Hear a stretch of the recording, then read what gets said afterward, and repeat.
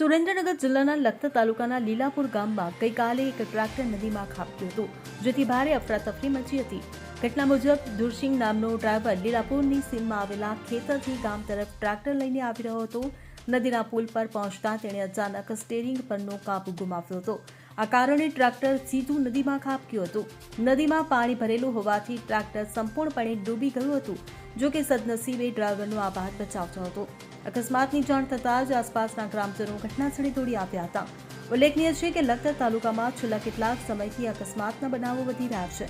ચોમાસા દરમિયાન નદી નાળા પરના નબળા પુલો વાહન ચાલકો માટે જોખમી બની રહ્યા છે. Bureau report CN24 news. હવે જુઓ દેશ દુનિયાની તમામ ખબરો તમારી આંગળીના ટેરવે. ઉઠાવો મોબાઈલ અને Google Play Store પરથી ડાઉનલોડ કરો અમારી CN24 ન્યૂઝ મોબાઈલ એપ.